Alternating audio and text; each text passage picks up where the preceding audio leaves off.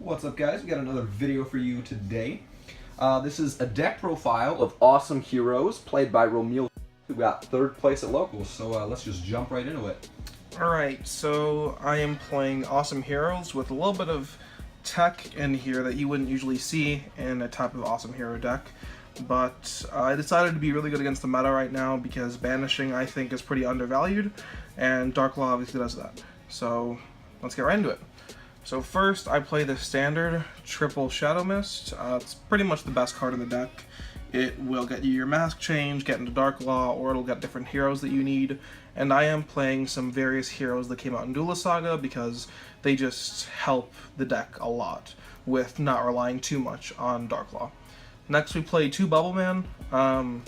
They're a little horrible quality, but that's okay. I just wanted it for the purposes of playing the deck. And I would play 3, but it gets a little bricky. 2 is honestly all you need. And for the third Bubble Man, I replaced that with 1 Vision Hero Vion. Now this card is really good with getting out standard Elemental Hero fusion monsters. And I'm essentially just playing the best fusion monster being Absolute Zero and one other fusion monster that's really good, depending on like how big of a board your opponents have. But the deck really accounts for more than it would if you played the third Bubble Man, so that's why I play the Vion, and I'll explain more later. Then I play 1 Honesty Neos. This card's really good when your opponent thinks they can swing over you. Just chain the Honesty Neos, and you can search it out with like an E-Call, Vion, after pitching Mist, so there's some good combos you can do. Then, because I am playing the Totally Awesomes, I'm playing 3 Tin Goldfish. This card just makes the deck pretty fast, and they're water monsters, so you get to combo really well into getting the Bahamut's and the Toads. Then I play 2 Summoner Monk. Pretty standard, just making sure the deck is still fast. I would play Goblinberg, but I decided to do something different this time, and that's playing 2 Silent Angler.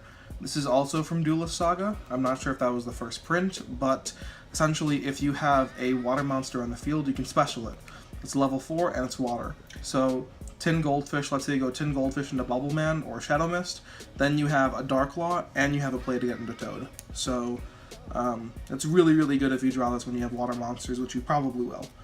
Next, I play 3 just counterplay hand trap cards, 1 Ghost Ogre for really big beaters. You can side this out for another Kaiju. I think Kaijus are really good with the hero deck. 1 Maxi, just because Maxi gets you so much drop power. It's a great card. When you're going second. Yeah, it's a really good card. Especially when you're going second. It really accounts for, going second, because this deck really should go first. Then you have the 1 Gamma Seal, again, to get over beaters, to just get rid of whatever annoying cards your opponents have. Then, into spells, I play 3 A Hero Lives. This is really standard. If you're not willing to get rid of 4,000 life points, then you really just shouldn't be playing this deck. You have to be willing to give up life points to play this deck. Then you have Triple Mask Change, also very standard. It's the reason this deck functions. You can go into Dark Law, Anki, or Acid. Those are really the only 3 I play. Then I play 2 Instant Fusion for going into Rare Fish right over here. It's really good for comboing because it's also a level 4 water. I'm going to play 2 E-Call. I would bump this up to 3, but it gets a little unnecessary, so I'd rather play this and add in more cards for counterplay. 1 Roto. Yeah, the Platinum Rare doesn't look too good. I kind of like it though. Same deal with E-Call. Rather just keep the searches down, just keep it to whatever you need. Then double Dark Hole. I would play 1 Raigeki, but I don't have a Raigeki, and Dark Holes are just always good. So why don't you use Interrupted Kaiju Slumber instead? So, okay, I'll be updating this deck actually in probably around a week, because I'm trying to build awesome Hero Kaiju, because you get the board wipes and you get the hand traps all in one package. So I'll probably make another deck profile soon, but I will say that I like the Kaiju engine much more than running board wipes like this. Then we play 1 Book of Moon, good for protecting Dark Law, just a really good card. 1 Upstart Goblin makes the card essentially a 39 card deck, really good card. Then we play 1 Poly. If you draw into Poly, that's fine. Ideally, you should search Poly off of Vision Hero Vion, because the second ability is banishing 1 hero from the graveyard and you search a Poly. and that does really well with things in the extra deck.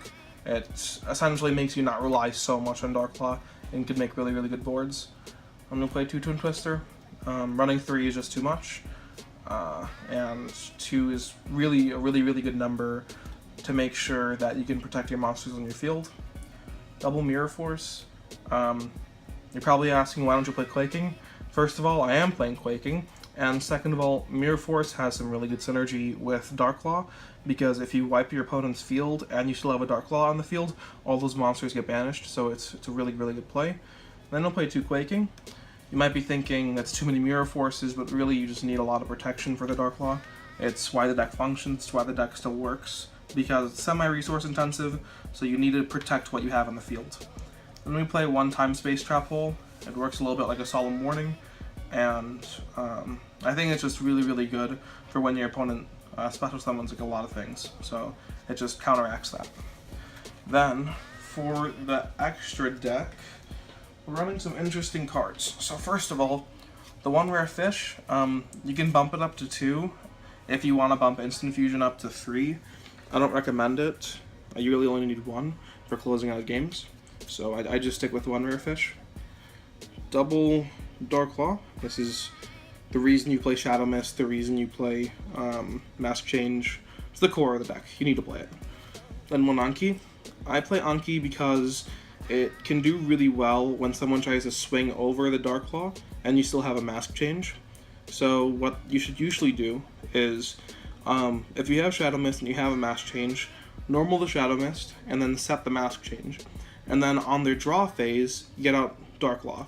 And if you have another one, then if they attack you or if they try to, use some sort of card that destroys you, you can Mask Change to the Anki and it has some more attack.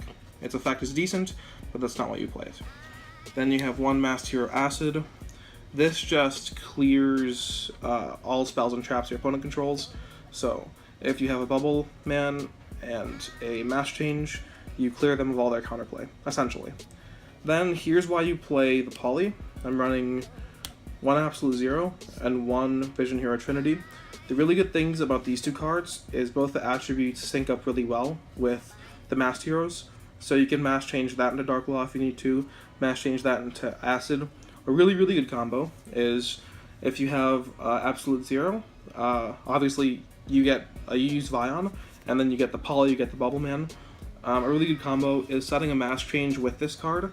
So let's say your opponent tries to swing over it, you Mask Change, this goes to the graveyard, and this destroys all their monsters, and you special Acid. And when Acid's summoned, it destroys all your opponent's spells and traps. So it's really just an entire board wipe. And Trinity is really good for clearing really big boards. This card gains 2,500 attack points the turn it's summoned, and it can attack 3 times, but it can attack directly. So it's really good for clearing boards. On top of that, if you chain with Honesty Neos, 7,500 attack point beater, and it can attack twice, or 3 times. So it's really good. Then Tornado Dragon. This is pretty good for protecting what you already have on the board. More board clear is always good. Then we play the Lightning and Utopia combo. This is also to swing over your opponent's stuff if you somehow can't get into Trinity, or if Dark Claw isn't in the best situation. It's just really good. Then 2 Bahamut Shark. This is obviously to go into Toad. I would play 3, but 2 is just enough. You don't really encounter a situation where you need 3. Then I play triple Totally Awesome. This is really good card. I'm playing Awesome Heroes, so of course you're going to play it. Really good for protecting what you have, and that's really the goal of this deck, is to maintain your heroes and just protect them. So that's what we have for the extra deck. Now I'll move on to the side deck. We play 2 Denko Sekka. Really good for back row. Again, I'm emphasizing this effect on back row because heroes are going to be really just not good against back row, so that's why you play the Denko Sekkas and the Twin Twisters and all that. 1 Goblinberg. If you feel like your play just isn't fast enough, you can sub in Goblinberg. I usually don't, though. I think what my profile has is enough.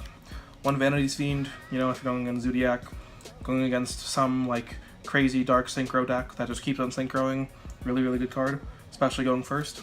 1 Soul Charge.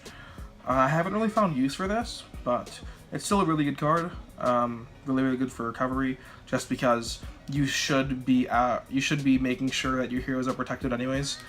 Then the one Mirror Force and Quaking Mirror Force to round it out, because I'm running 2 and 2 of each. If you still feel like you need more board clears, there you go. Then this is really important, triple anti-spell fragrance. While it does kind of slow you down, it'll also slow your opponent down, which matters more. So you should probably set this at the end of the turn and chain it to like their draw phase or their first summon or something like that. One Treacherous Trap Hole. This is also pretty decent. You just destroy 2 monsters as long as you don't have any traps in your graveyard. Pretty good card. Then play 3 Xyz. The most important one being Abyss Dweller. So we have Honor Arc and Castel. Abyss Dweller is really good because it'll negate graveyard effects, and that's, you know, really good against some decks.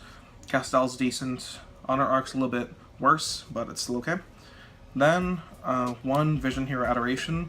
This card's really good because you can use any 2 random heroes to fuse into it. So if you feel like you want another fusion target for Vion plays, you have it.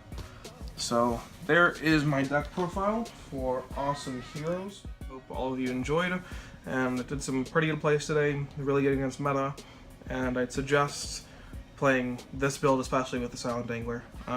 So yeah, hope you guys enjoyed, and more deck profiles in the future. See you later.